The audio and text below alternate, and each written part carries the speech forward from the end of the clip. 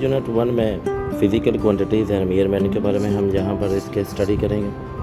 ठीक है, ये फर्स्ट इसका यूनिट है। यहाँ पर सबसे पहले हम डिफ़ाइन करेंगे कि व्हाट इज़ द फिज़िक्स, कि हमारे पास फिज़िक्स की डेफिनेशन के तौर पर क्या है। तो ये फिज़िक्स की हम सिंपल डेफिनेशन है, ये बुक में नहीं है, यहाँ पर मैंने अपने तौर पर यहाँ पर मेंशन की है। The branch of science concern with the nature and properties of matter, कि ये साइंस की वो ब्रांच है जिसमें हम इन चीज़ों के बारे में स्टडी करते हैं जो इनसे मुतल्लिका है, जो कि कुदरत के मुतल्लिका है, nature and properties of matter, और मैटर की क्या क्या प्रॉपर्टीज़ हैं, एंड एनर्जी, और एनर्जी की।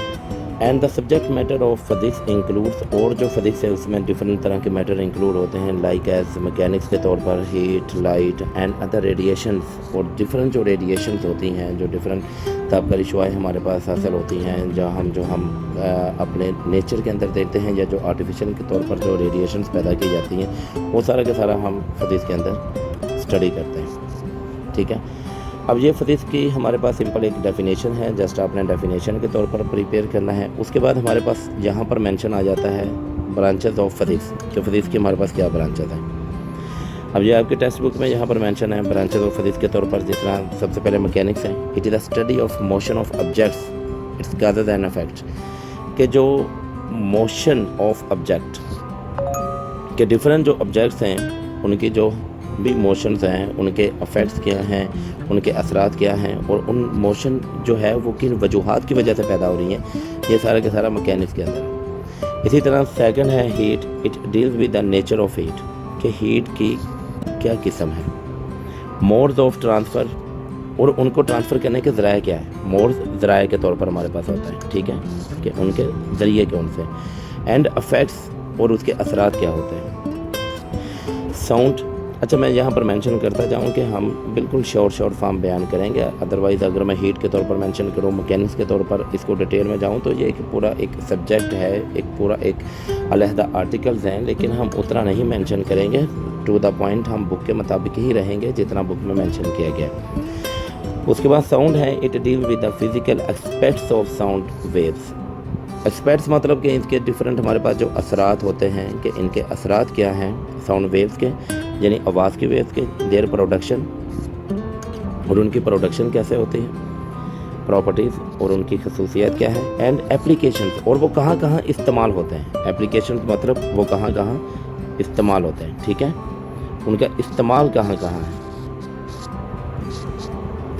उसके बाद नेक्स्ट हमारे पास आ गया लाइट के तौर पर, and it is the study of physical aspects of light. ये भी वही है जिस तरह हमने पीछे जिक्र किया कि physical aspects of sound waves, इसी तरह फिज़िकल एस्पेक्ट ऑफ लाइट, के फिज़िकली तौर पर उनके क्या असरात हैं, उसकी प्रॉपर्टीज़ क्या है, वर्किंग वो कैसे काम करते हैं, and use of optical instruments, और जो ऑप्टिकल इंस्ट्रूमेंट्स मतलब जो ऑप्टिकल कहते हैं, आप सिंपल ये कह लें कि जो नज़र के शीशे वगैरह हो गए, या जो आई साइट में जो इस्तेमाल किए जाते हैं उन इंस्ट्रूमेंट के तौर पर डिफरेंट, या लेंसेज के तौर पर मुख्तलिफ, जो हम मेडिकल के तौर पर भी इस्तेमाल करते हैं, आगे हम फल्कियात के अंदर भी इस्तेमाल करते हैं। ये सारे के सारे ऑप्टिकल इंस्ट्रूमेंट्स हैं, उसके अंदर लाइट का क्या किरदार है और उसकी क्या इस्तेमालात हैं। Electricity and magnetism, it is the study of charge at rest and in motion. अच्छा, हम ये जानते हैं कि जो चार्ज एटम के अंदर जो चार्ज होते हैं वो रेस्ट के अंदर भी होते हैं, मोशन के अंदर भी होते हैं। अब हम उसके बारे में स्टडी करते हैं, देयर इफेक्ट्स, उनके असरात के बारे में, and their relationship with magnetism, और एक ये मैग्नेटिक फील्ड पैदा करते हैं। ये जो चार्ज होते हैं ये एक मैग्नेटिक फील्ड पैदा करते हैं, और वो जो मैग्नेटिक फील्ड होती है उनके असरात और उनका आपस में ये रिलेशनशिप, वो सारा के सारा इलेक्ट्रिक एंड मैग्नेटिज्म के अंदर रीड किया जाता है।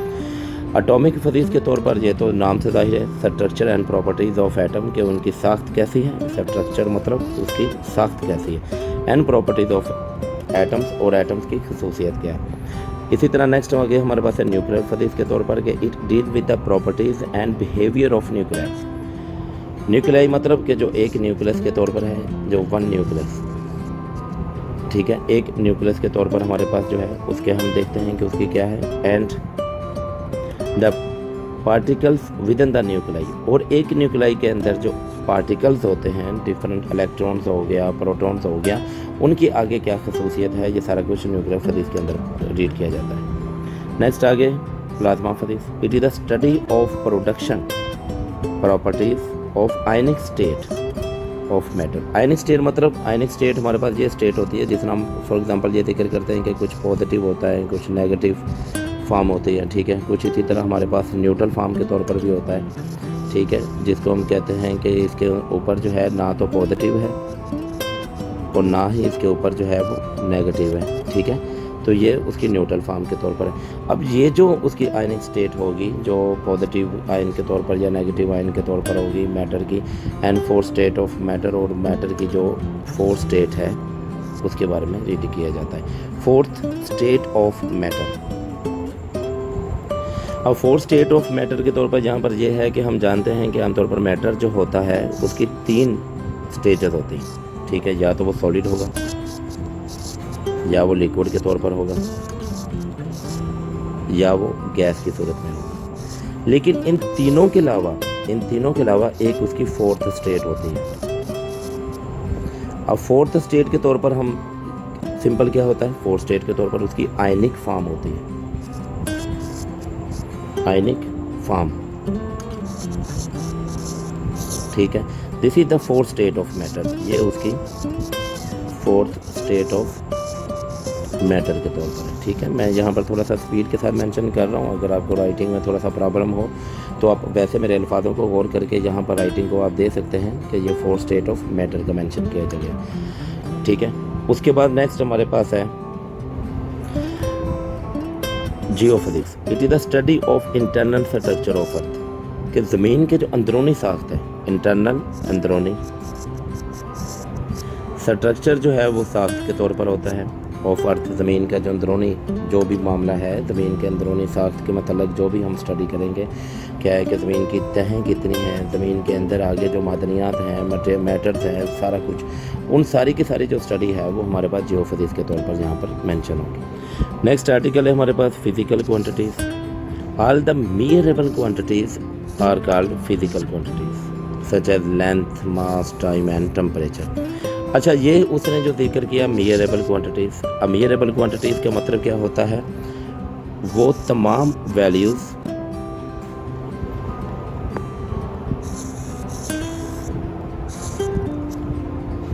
जिनको हम पैमाइश कर सकते हैं।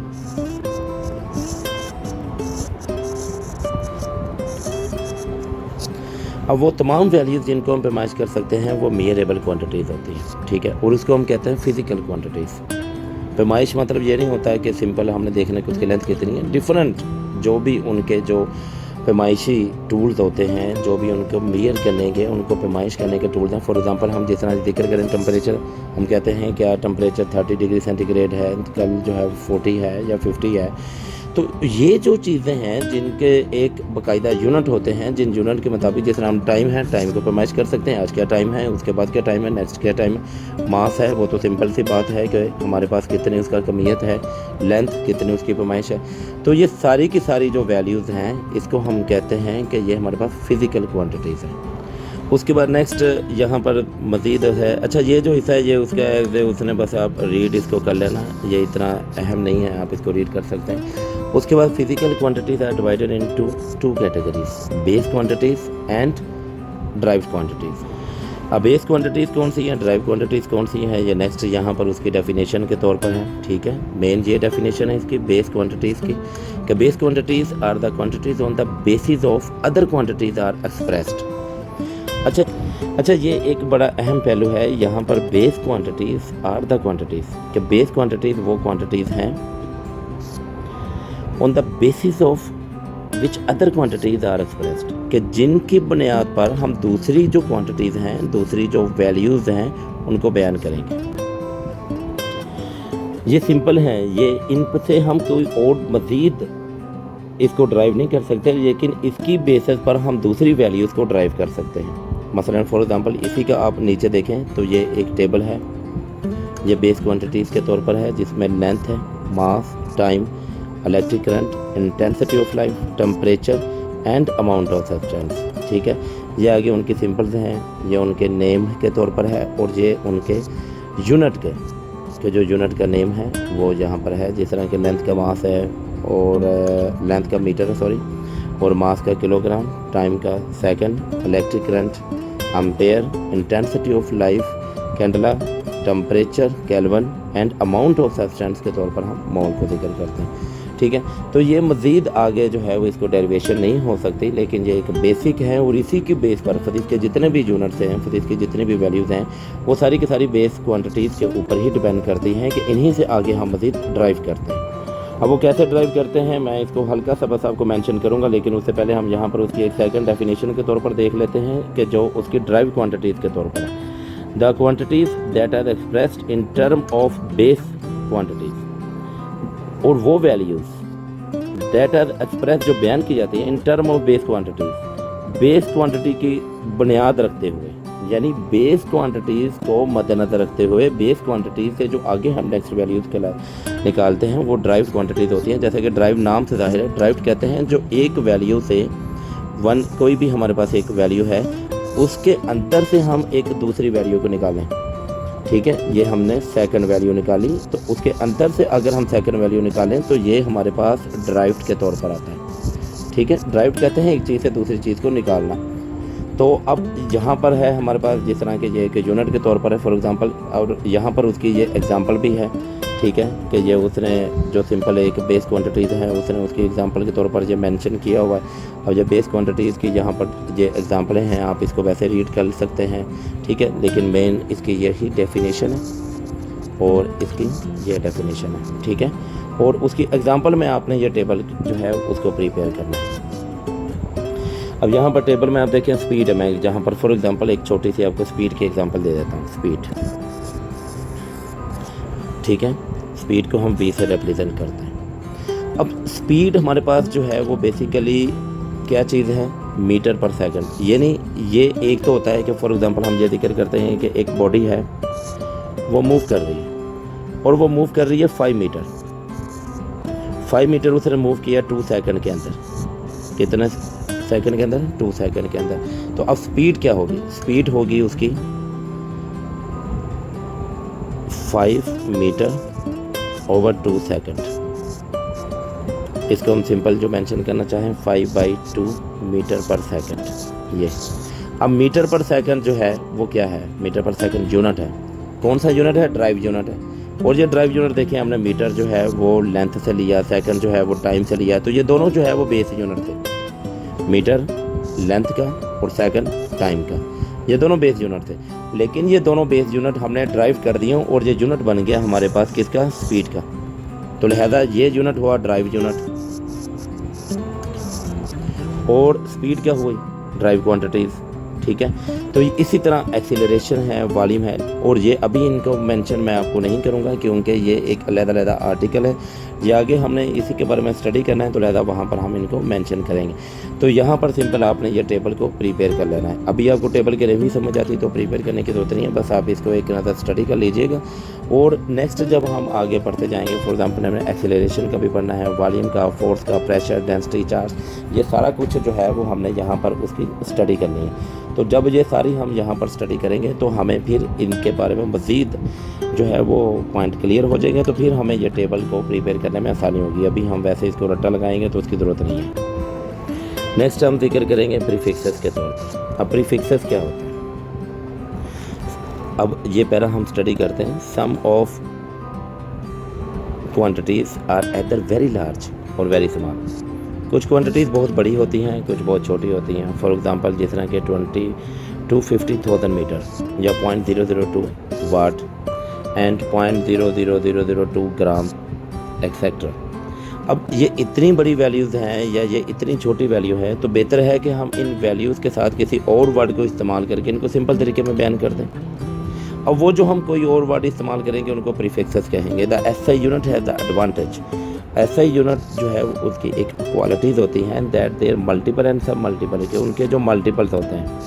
मल्टीपल मतलब जिस तरह ये 250,000 है तो 250,000 वो उसका मल्टीपल बनेगा। सब मल्टीपल मतलब जिस तरह ये 0.002 है तो उसका सब मल्टीपल बनेगा, छोटे multiple. Can be expressed in term of prefixes, हम उनको प्रीफिक्सेस के तौर पर बयान कर सकते हैं। अब प्रीफिक्सेस क्या है? यहाँ पर जो उसकी डेफिनेशन है कि प्रीफिक्सेस आर द वर्ड और लेटर। प्रीफिक्सेस ऐसे अल्फाज होते हैं या ऐसे अल्फाजों का मजमुआ होता है added before the SI unit, जो हम एसआई यूनिट से पहले लगा लेते हैं। फॉर एग्जांपल जिस तरह ये हमारे पास है 20,000, अब 20,000 में ये 3 ज़ीरो है। अब किलो जो होता है 1 किलो, 1 किलो वो 1000 के बराबर होता है। लिहाजा ये जो 3 ज़ीरो हैं जो 1000 के हैं, ये 3 ज़ीरो 1000 के, ये इसके साथ कैंसिल हो जाएंगे तो 20 हमारे पास वैसे आ जाएगा और साथ क्या लिखे जाएगा किलो। अब 20 किलो, अब 20 किलो, किलो का मतलब तो वैसे ही 1000 है, तो टोटल हो गया 20,000। तो हमने 20,000 की बजाय सिंपल 20 के लिख दिया, तो 20 किलोग्राम।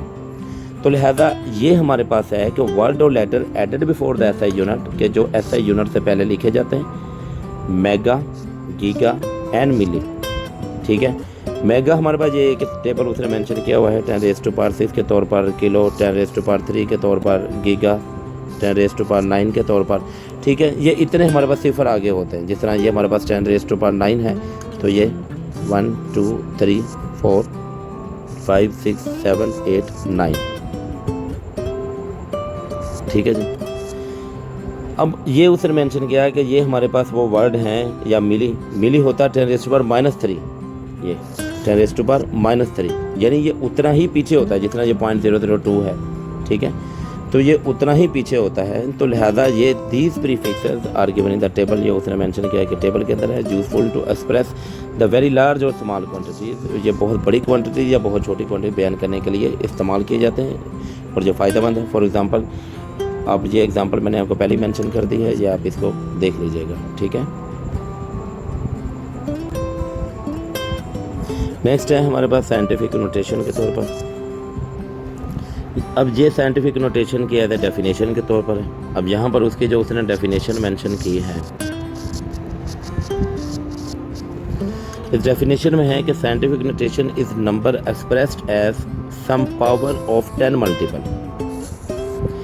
साइंटिफिक नोटेशन नंबर एक ऐसा नंबर होता है जो कि हम इसको एक्सप्रेस करते हैं। एक्सप्रेस मतलब जो हम लिखते हैं, बयान करते हैं, रिप्रेजेंट करते हैं as some power of 10 multiple, के जो 10 की मल्टीपल के पार के तौर पर इस्तेमाल किया जाता है। फॉर एग्जांपल, हम 10 का जो है वो पार 7 हो सकती है, 8 हो सकती है, डिफरेंट पार है। फॉर एग्जांपल मैं एग्जांपल देता हूँ, हमारे पास कोई एक नंबर है, मैं यहाँ पर एक मेंशन करता हूँ एग्जांपल के हमारे पास कोई एक नंबर है। फॉर एग्जांपल जिस तरह यहाँ पर मेंशन है 62750। अब ये वैसे बेसिकली नंबर हमारे पास 62,750। ठीक है, अब चूँकि ये पॉइंट नहीं है इसके अंदर, ये पूरी अमाउंट है 62,750। अब यहाँ पर मैं मेंशन करता हूँ फॉर एग्जांपल कि मैंने ये 3 डिजिट जो है ना वो पॉइंट में ले आता हूँ 62.750। तो मैं कितने डिजिट लेकर आए? 3 डिजिट, तो मल्टीप्लाई 10⁻3 के तौर पर हो जाएगा। अगर मैं इसका यहाँ पर फॉर एग्जांपल 1 2 3 4 डिजिट के बाद पॉइंट लगाता हूँ, यानी 6.2750, तो ये इंटू 10⁻⁴ कितने हो जाएंगे? 1 2 3 4, तो ये 4 डिजिट के तौर पर हो जाएगा। ठीक है, तो ये 6.2750 इंटू 10⁻⁴। अब ये जो मैंने फॉर्म लिखी है ये हमारे पास क्या कहलाती है? Scientific notation. ठीक है, अब ये इस फॉर्म को हम कहते हैं साइंटिफिक नोटेशन। अब इसमें 2 चीज़ें हैं, मेंशन कर दूँ। एक तो ये भी हमारे पास साइंटिफिक नोटेशन है जो कि 62.750 10⁻³ लिखा मैंने, और एक ये भी है जो कि मैंने 6.2750 इंटू 10⁻⁴ लिखा, ये भी साइंटिफिक नोटेशन है। लेकिन जो स्टैंडर्ड के तौर पर है वो हमारे पास यही इस्तेमाल होती है स्टैंडर्ड में। अब यहाँ पर देखिए, आप मेंशन मैं कर देता हूँ। अब उसने यहाँ पर जो डेफिनेशन बयान की है, अब डेफिनेशन के अंदर जो है वो, अब डेफिनेशन के अंदर उसने मेंशन किया है कि in scientific notation number is expressed as some power of 10 multiple. एक नंबर है जिसको हम बयान करते हैं किसी भी 10 के मल्टीपल के तौर पर। 10 के मल्टीपल क्या होते हैं मैंने यहाँ पर आपको मेंशन कर दी थी, ये एग्जांपल के तौर पर। ठीक है भाई, ये नंबर बिटवीन 1 and 10, और कोई भी नंबर हो, जिस तरह ये 1 और 10 के तरह, जिस तरह ये हमारे पास है। ठीक है, 62750। अब उसने कहा कि इसकी जो साइंटिफिक नोटेशन है ये देखें, ये उसने 3 उसकी साइंटिफिक नोटेशन बयान की। पहला क्या है? 62, जिस तरह मैंने आपको पहले मेंशन किया, और ये क्या है? 6 पॉइंट, अब कितने डिजिट उसने छोड़े? 1 2 3 4, ये बेसिकली 4 छोड़े, 0 उसने लिखा नहीं है लेकिन 0 छोड़ा है उसने। ठीक है, तो ये 4 डिजिट हमारे पास हो गए, क्योंकि पॉइंट के बाद जो लास्ट में 0 होता है उसको लिखने की ज़रूरत नहीं होती। तो 6.2750 इंटू 10 रेज़ टू पावर, ये कितने डिजिट बनते हैं, 4 डिजिट, 4 आ गया। अगर इसी तरह एक पॉइंट को और पीछे ले जाए, अब इस पॉइंट को अगर वो और पीछे ले जाए तो ये हमारे पास क्या हो जाएगा, 0.6275 इंटू 10 रेज़ टू पावर 5। ठीक है, अब ये भी हमारे पास है, लेकिन उसने कहा कि जो स्टैंडर्ड फॉर्म है, जो उसने आगे मेंशन कर दिया हुआ है, all these are correct but the number that has the one non zero digit before the decimal. क्या डेसिमल पॉइंट से, ये डेसिमल पॉइंट है, ठीक है जी। तो अब डेसिमल पॉइंट से पहले जो एक नंबर है 6 पॉइंट, जिस तरह ये लिखा है 6.275, तो ये हमारे पास करेक्ट फॉर्म है, स्टैंडर्ड फॉर्म है। करेक्ट बाकी भी हैं, लेकिन ये स्टैंडर्ड है कि आमतौर पर इसी तरीक़ेकार के मुताबिक लिखा जाता है और इसी तरीक़ेकार के मुताबिक जो है वो लेंथें बयान की जाती हैं। ठीक है, इसी तरह ये हमारे पास पॉइंट में भी उसने एक एग्जांपल दे दी। अब इसको भी देख लेते हैं। जिस तरह ये देखें, अब ये पॉइंट ऑलरेडी पहले मौजूद है। ठीक है, हमने पॉइंट से पहले एक डिजिट लेकर आना है, जिस तरह यहाँ पर हमने सिर्फ पॉइंट लगाना है। ठीक है, अब ये बेसिकली हमारे पास क्या हो जाएगा, हम कितने डिजिट छोड़ेंगे, 1 2 3 4, हमने 4 डिजिट छोड़ दिए और ये हमारे पास हो गया 4.5। अब कितने डिजिट हमने छोड़े, 4 डिजिट, 1 2 3 4, तो ये 10 रेज़ टू पावर -4 हो जाएगा। क्यों, क्योंकि ये ऑलरेडी पॉइंट के अंदर था, यहाँ पर पॉइंट के अंदर नहीं था, ये पॉइंट से बाहर था। ठीक है, ये वाला जो पॉइंट है जो 62750 के तौर पर हम चले हैं, ये पॉइंट से बाहर था, तो लिहाजा उसके तौर पर हमने जब इसको लेकर चलें तो ये 6.2750 इंटू 10 रेज़ टू पावर हमने कितना किया, 4, और ये 4 प्लस का है। लेकिन यहाँ पर जो 4 है वो माइनस का होगा, क्योंकि ये ऑलरेडी पॉइंट के अंदर है, हमने पॉइंट उतने ही आगे लेकर गए हैं। ठीक है, ये पॉइंट से हमने बाहर निकाला है, तो ये पॉइंट 10 रेज़ टू पावर -4 के तौर पर होगा। होपफुली ये मैंने एक बिल्कुल शॉर्ट फॉर्म के अंदर आपको मेंशन किया साइंटिफिक नोटेशन, और होपफुली आपको इसके बारे में आइडिया हो चुका होगा और इसी तरह आपने इसको प्रिपेयर कर